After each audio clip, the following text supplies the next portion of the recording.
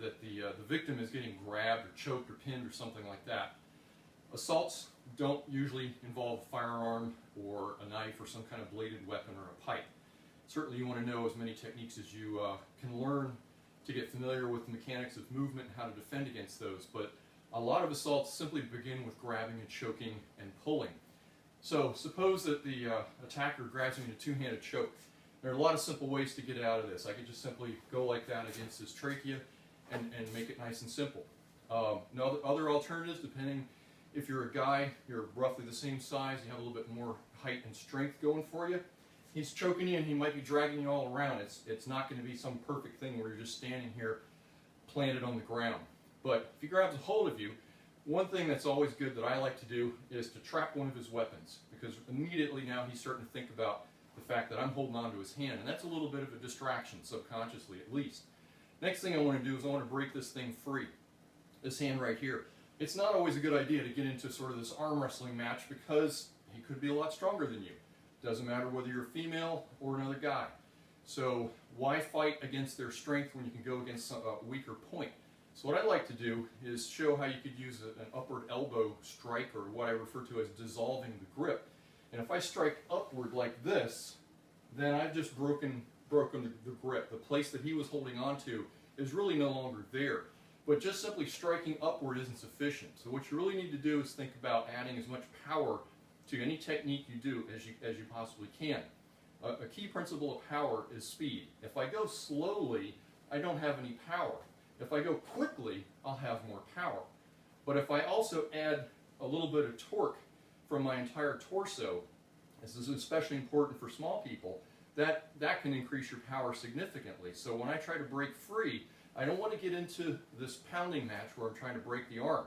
I just want to turn my body and notice that I'm going to rotate and use that turning momentum along with the strike at the same time to break this grip free, okay?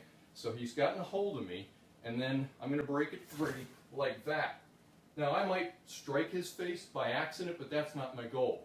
I just want to get free of the grip. So here I am, I break the grip. Now what I'm going to do is I'm going to break down on his arm and bend that elbow, bring him a little closer to me, and I want to get him in what's known as a figure four. And if we turn this way, you can see that the arms kind of form the letter 4, or the number 4.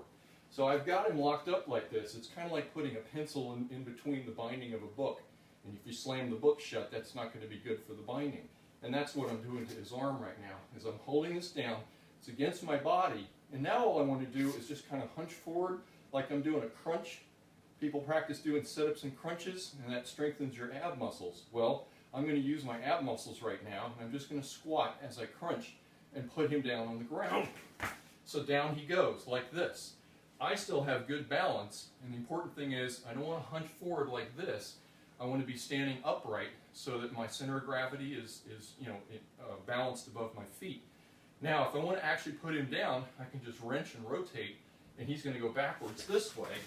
And I'm still staying upright because I don't want him to take a chance using that arm that's free. If I were hunched over like this, he could possibly punch me and grab a hold of me and pull me down over on top of him like this. But if I stay more upright, I've got him locked up under control, and he can't hit me with his free arm. At this point, I can wait till help arrives, or I can punch him in the jaw, knock him out. If I wanted, I could have landed down and kneed him on his ribs, break a couple of ribs. Then get up and get yourself free. So the technique that I was demonstrating is how to get free from the two-handed choke. So again, remember, trap the weapon, and sometimes it's really a good idea if I grab underneath the palm of his hand, and I got my thumb on top of the top of his hand, and then from here I could just kind of hunch down a little bit on his wrist.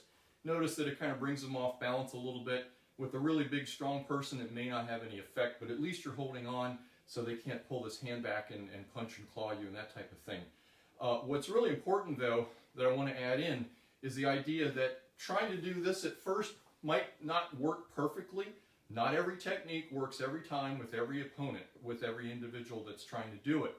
So one thing that's a really important principle in self-defense is the idea that before I can actually execute this technique and break free and do my figure four, What I probably need to do to give myself a bit of an advantage is to loosen up my attacker. I need to give him something to think about. A really important idea behind self-defense is that you really want to go on the offensive as quickly as possible to make the opponent react to you instead of you reacting to him. So when I trap the person, the very next thing I could do is strike to the groin, strike him a couple times. You can punch this way. As long as you hit the groin, hit several times. Make sure that you're having an effect. Now, his train of thought isn't so much thinking about choking you, it's thinking about the pain he's feeling. And usually when somebody gets struck there, they're going to hunch forward a little bit. So when he does, his chin comes down a little bit. So it's right there where I can strike upward against his nose, his chin, whatever thing I want to get. If I want to grab a hold of the shoulders and strike the knee a couple times while he's trying to choke me, then I can shift my grip back here so that I still have control of a hand.